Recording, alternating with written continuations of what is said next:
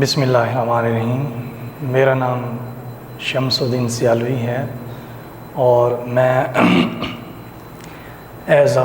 Head of department Pakistan studies Aspire college Chowk Sarwar شہید میں سرو کر رہا ہوں، اور آج ہم ٹاپک جو ڈسکس کریں گے وہ کلاس سیکنڈ ایئر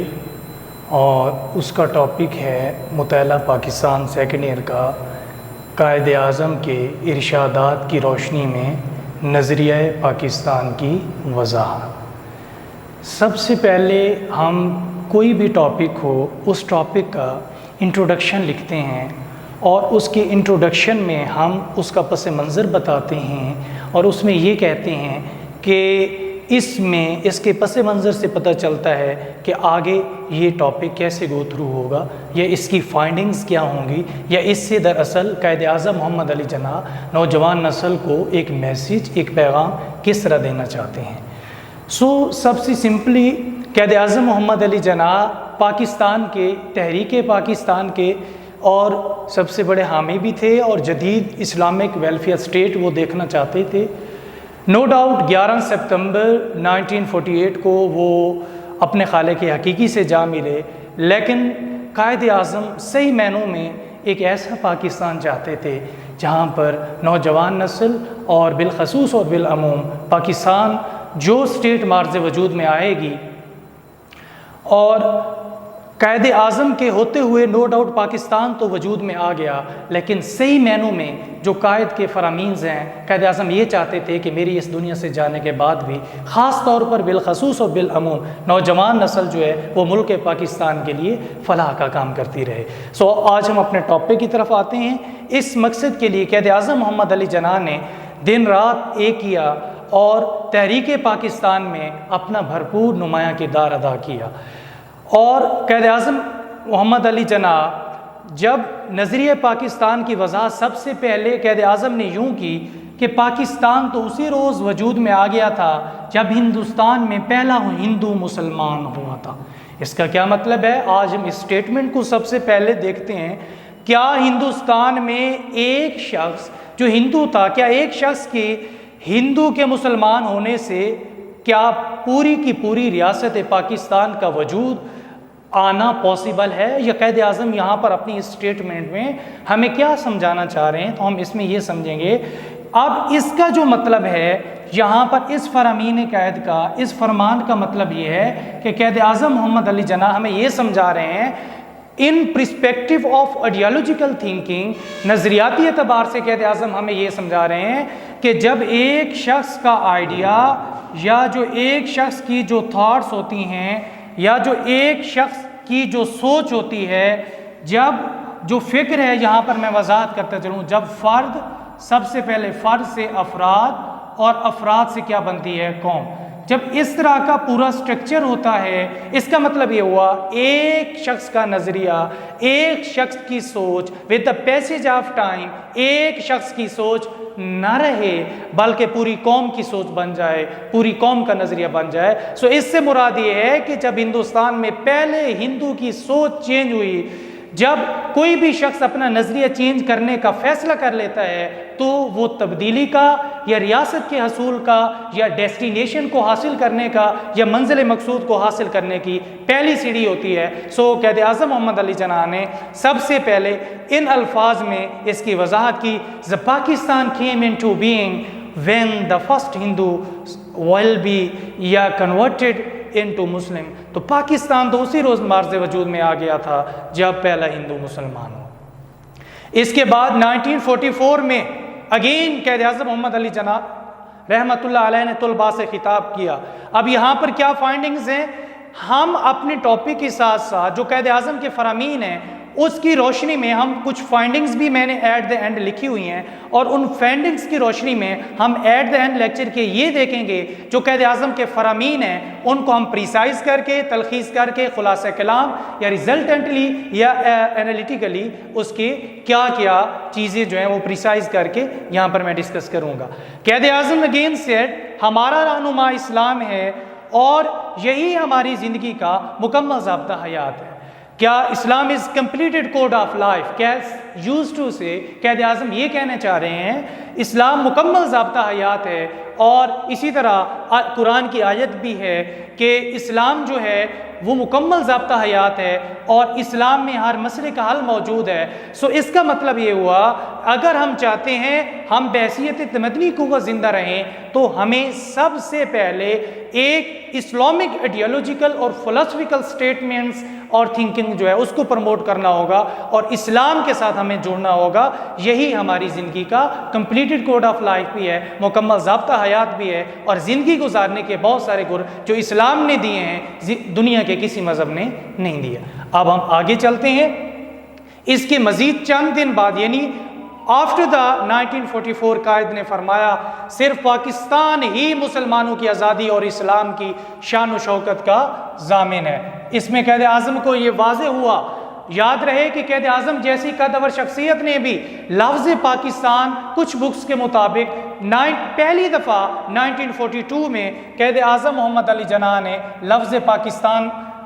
کا جو ورڈ ہے استعمال کیا۔ اس سے پہلے قائد اعظم نے لفظ پاکستان استعمال نہیں کیا۔ نو ڈاؤٹ وہ اشارتاً قوم کو یہ سمجھاتے تھے کہ ایک سیپریٹ ہوم لینڈ کا ہونا ضروری ہے۔ 1942 میں کچھ کے نزدیک 1943 میں قائد اعظم نے پہلی دفعہ لفظ پاکستان استعمال کیا۔ سو قائد اعظم نے کہا اگر مسلمان چاہتے ہیں صرف اور صرف ان کی شان و شوکت رہے، ان کا رعب اور دبدبہ رہے، ان کے رائٹس اینڈ ڈیوٹیز کے بارے میں انہیں پتہ ہو اور وہ اپنے حقوق کی صحیح معنوں میں حفاظت کرنا چاہیں تو انہیں ایک ریاست کی ضرورت ہے اور اس ریاست کا نام پاکستان ہوگا۔ پھر آفٹر دیٹ مسلم لیگ کے سالانہ اجلاس 1943 میں آگے لکھ دیتا ہوں 1943 کے 1943 کے سالانہ اجلاس میں قائد اعظم محمد علی جناح کیا فرما رہے ہیں۔ یہاں پر 3 الفاظ قائد اعظم رحمۃ اللہ علیہ نے بیان کیے، میں لکھ دیتا ہوں۔ پہلا لفظ رشتہ ہے، دوسرا لفظ چٹان ہے، اور تیسرا جو لفظ ہے قائد اعظم نے جو استعمال کیا ہے وہ لنگر ہے۔ اب قائد اعظم کیا اس سٹیٹمنٹ کو لکھتے ہوئے سب سے پہلے ہمیں ان 3 الفاظ کو یاد ہونا، زیر ازبر یاد ہونا بہت ضروری ہے کہ قائد اعظم رحمۃ اللہ علیہ یہ فرما رہے ہیں کہ وہ کون سا رشتہ ہے، کیا مطلب جس سے منسلک ہونے سے تمام مسلمان یکجان ہیں، جس سے واحد کی طرح ہیں، وہ کون سی چٹان ہے۔ چٹان سے مراد یہاں پر بریوری بھی ہو سکتی ہے، بہادری بھی ہو سکتی ہے، ویسے چٹان عام لفظوں میں چٹان کا مطلب بھی لے سکتے ہیں، جس پر اس ملت یعنی قوم کی عمارت پوری کی پوری عمارت استوار ہو گئی۔ وہ رشتہ، پھر پہلا لفظ کہ جس کے ساتھ ہم جڑ جائیں، جو ہماری زندگی کو سنوار دے، جو ہمیں زندگی گزارنے کے اسلوب بتائے، وہ چٹان، وہ لنگر اللہ کی کتاب قرآن مجید ہے۔ یعنی 3 لفظ، وہ رشتہ، وہ چٹان، وہ لنگر اللہ کی کتاب قرآن مجید ہے۔ اگر مسلمان دنیا کے کسی بھی دور سے گزر رہا ہو، اگر وہ اپنے آپ کو اٹیچ کر لے قرآن اور حدیث کے ساتھ اور قرآن و سنت کی روشنی میں زندگی گزارنا چاہے تو مسلمان کبھی بھی تنزلی کا یا ڈاؤن فال کا شکار نہیں ہو سکتا۔ سو قرآن ایک ایسی کتاب ہے جو سب سے بڑی انسانیت کو ضمانت دیتی ہے، ہر دور میں ہر دور کے تقاضوں کے مطابق قرآن ہمیں تعلیمات دیتا ہے۔ انٹرپریٹیشن جب ہم کرتے ہیں، اس کی تشریحات کو پڑھتے ہیں تو زندگی کے ہر مسئلے کا حل اور اسپریچولی اور ہر لحاظ سے قرآن مجید نے اس احکامات کی روشنی میں، یعنی ہر لحاظ سے ہر فورم کے اوپر، زندگی کا کوئی بھی فورم ہو اس کے اوپر ہمیں سب سے پہلے قرآن اور حدیث سے یعنی قرآن مجید سے جڑے رہنے کی قائد اعظم محمد علی جناح جو ہیں وہ ہمیں بتا رہے ہیں۔ قرآن کے ساتھ آپ نے ہر ٹائم جڑے رہنا۔ اس کے بعد آفٹر دیٹ جون 45 میں پشاور میں طلباء سے خطاب کرتے ہوئے آپ نے فرمایا ہماری قوم آزادی حاصل کرنے کی اہل ہے۔ We are capable to attain the We all of them, our nation is capable how to attain the independence. ہماری نیشن جو ہے وہ اس بات کی اہل ہے آزادی کو کس طرح حاصل کرنا ہے۔ صرف آزادی اور اسلام یہ دونوں جب ساتھ ساتھ چلیں گے تو اسلام کے اصولوں کی روشنی میں جب ہم آزادی حاصل کریں گے تو صحیح معنوں میں ہماری زندگی قرآن اور حدیث کے مطابق بھی ہوگی اور ہم اپنی نظریہ اسلام کی حفاظت بھی ہو سکے گی اور ہماری زندگی کے بہت سارے معاملات خوش اسلوبی کے ساتھ نپٹ جائیں گے۔ 21 مارچ 1948 کو ڈھاکہ کی عوام سے خطاب کرتے ہوئے آپ نے فرمایا میں چاہتا ہوں کہ آپ سندھی بلوچی، پنجابی، پٹھان اور بنگالی بن کر بات نہ کریں۔ اس کا کیا مطلب ہے؟ قائز wants to say Quaid Azam رحمۃ اللہ علیہ ہمیں یہ سمجھانا چاہ رہے ہیں کہ ہم نے ہر صورت میں اوائڈ کرنا ہے جو لینگوسٹک بنیاد کے اوپر پریجوڈائز ہیں، جو لسانی تعصب ہے۔ اگر اس پورے کے پورے قائد کے فرمان کو میں پریسائز کروں، تلخیص کروں، اس کو آسان لفظوں میں سمجھانا چاہوں تو اس کا مطلب یہ ہوگا قائد اعظم رحمۃ اللہ علیہ یہ بتا رہے ہیں کہ آپ نے قوم سے مخاطب ہیں ہر صورت میں اور ہر لحاظ سے آپ نے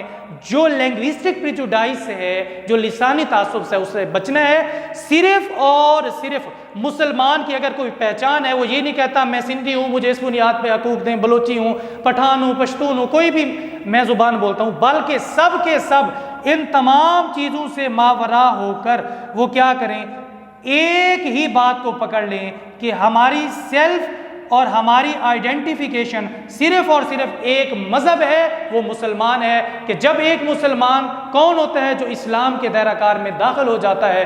یا ایھا الذین آمنوا ادخلوا فی السلم کافۃ، اے ایمان والو پورے کے پورے اسلام میں داخل ہو جاؤ۔ جب ہم مسلمان کہلواتے ہیں تو قائد اعظم یہ کہہ رہے ہیں ہمیں لسانی تعصب کی بنیاد کے اوپر اپنے فیصلے یا حقوق نہیں مانگنے چاہیے، بلکہ ہم سب کو مل جل کر رہنا چاہیے اور ہمیں یہ کہنا چاہیے کہ ہماری آئیڈینٹیفیکیشن، ہماری پہچان ہماری زبان نہ ہو بلکہ مذہب ہو، اسلام ہو، ہم مسلمان کہلائیں۔ اس کے بعد جو ہم نے بات بیان کی وہ بڑی انٹرسٹنگ ہے۔ جتنے بھی جو فرامین قید ہیں میں نے یہاں پر بیان کیے ہیں، ان تمام کے تمام آئیڈیالوجیکل تھنکنگ اور پرسپیکٹو کے اعتبار سے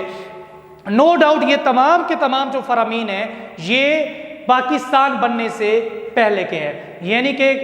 قائد اعظم رحمۃ اللہ علیہ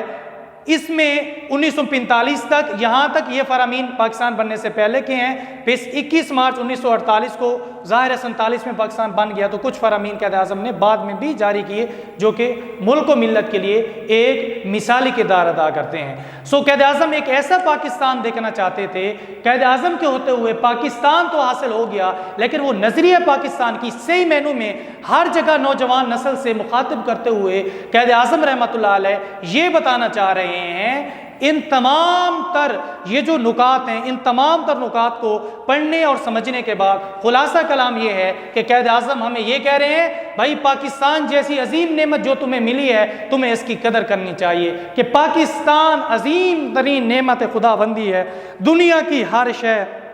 اور ہر سہولت اس میں موجود ہے۔ لسانی تعصبات کا خاتمہ جو ہم نے سٹیٹمنٹ یہاں پہ پڑھی کہ یہاں پر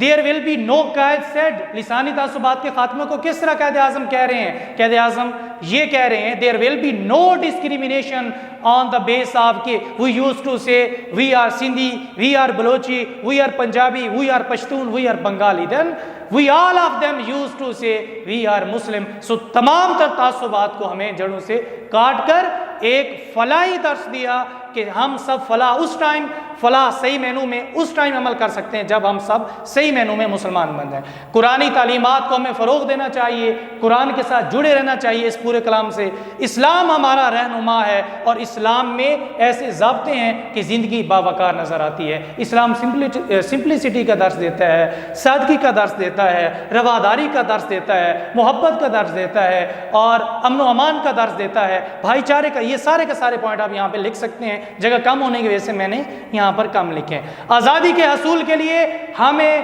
ہر ممکنہ کوشش کرنی چاہیے، یہ قائد اعظم بتا رہے ہیں۔ اور نظریہ پاکستان کی حفاظت، پاکستان تو حاصل ہو گیا 47 میں، اب اس کے نظریات کی حفاظت نوجوان نسل کی ذمہ داری ہے کہ وہ صحیح معنوں میں مسلمان بن کر جب قوم کو سرو کریں گے، ایماندار ہوں گے، ڈس آنیسٹ نہیں ہوں گے تو نہ صرف فرد ترقی کرے گا بلکہ اس سے افراد، اور افراد سے جب قوم بنے گی صحیح معنوں میں نیشنل انٹیگریشن کا کنسیپٹ آئے گا۔